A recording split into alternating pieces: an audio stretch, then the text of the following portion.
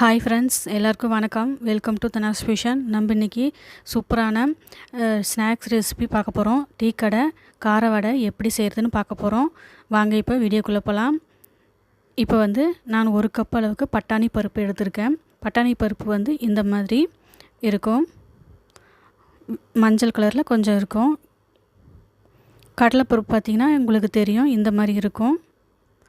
ஆனால் இந்த பட்டாணி பருப்பில் செய்கிறப்ப தான் இந்த கார வடை ரொம்ப நல்லா டேஸ்ட்டாக இருக்கும். அதனால் பட்டாணி பருப்பை எடுத்துக்கலாம் 1 கப் அளவுக்கு. இப்போ 1 கப் அளவுக்கு பட்டாணி பருப்பை ஒரு பவுலில் சேர்த்திக்கலாம். நம்ம இப்போ சேர்த்திட்டு எந்த கப்பில் அளந்தோமோ அதே கப்லேயே 1/4 கப் அளவுக்கு உருட்டு உளுத்தம் பருப்பு எடுத்துக்கோங்க. நீங்கள் டம்ளரில் இருந்தீங்கன்னா டம்ளர்லேயே அளவு எடுத்துக்கோங்க. இப்போ இது ரெண்டையும் ஒரு பவுலில் சேர்த்திக்கிறதுக்கப்புறம் 2-3 டைம் நல்லா கழுவிக்கோங்க. கழுவிட்டு தண்ணி நல்ல தண்ணி ஊற்றிட்டு மூடி வச்சுருங்க. ஒரு 3 மணி நேரம் நல்லா ஊறட்டும். நல்லா ஊறினதுக்கப்புறமா நம்ம பார்க்கலாம். இப்போ 3 மணி நேரம் ஆயிடுச்சு. ஓப்பன் பண்ணி பார்க்கலாம். பாருங்கள், நல்லா ஊறி வந்திருக்குது.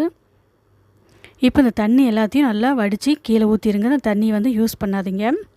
இப்போ கிரைண்டரில் நம்ம போட்டு ஆட்டலாம், மிக்சிலையும் போட்டு ஆட்டலாம். மிக்சியில் தண்ணி தெளித்து உளுத்தம் மாவு ஆட்டுற மாதிரி, உளுத்தம் வடைக்கு ஆட்டுற மாதிரி ஆட்டிக்கோங்க. இப்போ கிரைண்டரில் ஆட்டி செய்கிறப்போ இன்னும் டேஸ்ட் ரொம்ப நல்லாயிருக்கும். கொஞ்சமாக இருந்தாலும் கிரைண்டரில் போட்டு ஆட்டுங்க, நல்லாயிருக்கும். இப்போ தண்ணியெல்லாம் வச்சுருந்த ஃபஸ்ட்டு போட்டுட்டு நல்லா தள்ளி விடுங்க. ஓரத்தில் இருக்கிறதெல்லாம் நல்லா இந்த மாதிரி தள்ளி விட்டுக்கோங்க. அப்புறம் தண்ணி வேணும்னா கொஞ்சம் கொஞ்சமாக தெளித்து ஊற்றி ஆட்டுங்க. தண்ணி ரொம்ப ஊற்றிடாதீங்க, அப்புறம் வடை தண்ணி மாதிரி ஆயிரும். ஒரு 1/4 கப் அளவுக்கு மட்டும் தண்ணி தெளித்து ஆட்டிக்கோங்க. இந்த பருப்பு ஒன்றும் பாதியமாக நல்லா ஆட்டி எடுத்துக்கோங்க. இந்த பருப்பு நல்லா ஆட்டுறப்பே பார்த்திங்கன்னா நல்லா பொதுன்னு உளுத்தம் வடைக்கு நம்ம ஆட்டும் பார்த்திங்களா, அந்த மாதிரி இந்த மாதிரி மேலே எலும்பி வரும். பாருங்கள், நல்லா ஆட்டி இந்த மாதிரி உப்பி நல்லா வந்திருக்குது. பாருங்கள், ஆட்டுறப்பே ஒன்றும் பாதியமாக தான் ஆட்டி வந்திருக்குது. இந்த மாதிரி தான் இருக்கும். இதை வலித்து ஒரு பவுலில் எடுத்து போட்டுக்கோங்க. இப்போ ஒரு சட்னி அரைக்க ஆரம்பிச்சிடலாம்.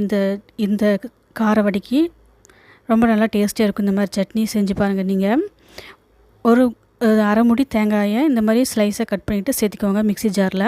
இது கூட இஞ்சி 1 இன்ச் அளவுக்கு சேர்த்திக்கோங்க. காரத்துக்கு பச்சை மிளகாய் 4 சேர்த்திக்கோங்க. உங்கள் காரத்தை தகுந்த மாதிரி பார்த்து சேர்த்திக்கோங்க. இது கூடவே அடுத்ததாக பொட்டுக்கடலை 2 டேபிள் ஸ்பூன் அளவுக்கு சேர்த்திக்கோங்க. அதிகமாக சேர்த்திடாதீங்க. சேர்த்துட்டு கொத்தமல்லி இலை கொஞ்சமாக சேர்த்திட்டு ஃபஸ்ட்டு குறப்பாக அரைச்சிட்டு அப்புறம் தண்ணி கொஞ்சமாக விட்டு இந்த மாதிரி அரைச்சி எடுத்துக்கோங்க. அவ்வளோதான். இப்போ இந்த சட்னிக்கு ஒரு தாளிப்பு, எண்ணெய், கடுகு, உளுத்தம்பருப்பு, கருவேப்பிலை போட்டு தாளித்து கொட்டிடுங்க. அவ்வளோதான். சூப்பராக இந்த சட்னி ரெடி ஆயிடுச்சு.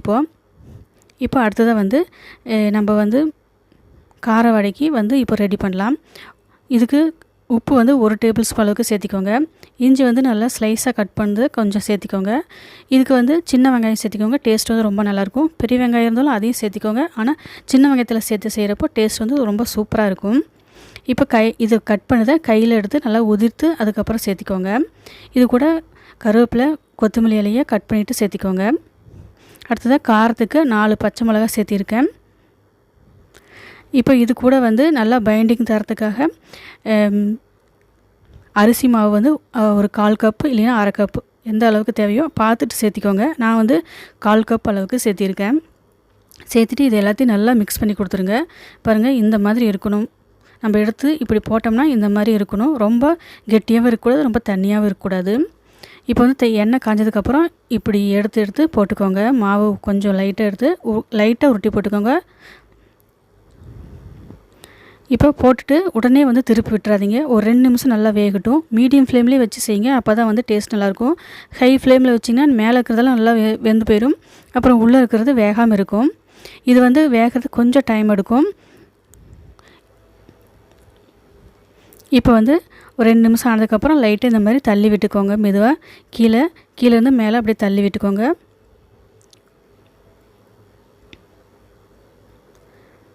இப்படி தள்ளி விட்டு நல்லா வேக வச்சுக்கலாம். நம்ம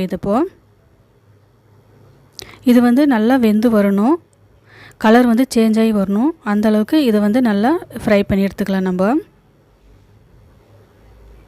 இந்த கார வடை டீ கடையில் கிடைக்கிற மாதிரி டேஸ்ட் இந்த பட்டாணி பருப்பில் செஞ்சு பாருங்கள். ரொம்ப நல்லா டேஸ்ட்டாக இருக்கும். நம்ம வீட்டிலே இந்த மாதிரி செஞ்சு நம்ம சாப்பிட்டா ரொம்ப நல்லாயிருக்கும். இப்போ கலர் பாருங்கள், நல்லா சேஞ்ச் ஆகி வந்துருச்சு கார வடை. இப்போ வந்து எண்ணெயெல்லாம் ஃபில்டர் பண்ணி ஒரு பவுலில் நம்ம ட்ரான்ஸ்ஃபர் பண்ணிடலாம். அவ்வளோதான். இப்போ வந்து நம்மளுக்கு வந்து சூப்பராக ரெடி ஆயிடுச்சு கார வடை. மேலே வந்து நல்லா கிறிஸ்பியாக நல்லா இருக்கும், உள்ளே வந்து நல்லா சாஃப்டாக இருக்கும். பாருங்கள், ஒன்று பிச்சு காட்டுறேன். சாப்பிட்றதுக்கு ரொம்ப நல்லாயிருக்கும். நீங்களும் இது மாதிரி செஞ்சு பாருங்கள். செஞ்சு பார்த்துட்டு டேஸ்ட் எப்படி இருக்குன்னு சொல்லுங்கள். தேங்க்யூ ஃபார் வாட்சிங்.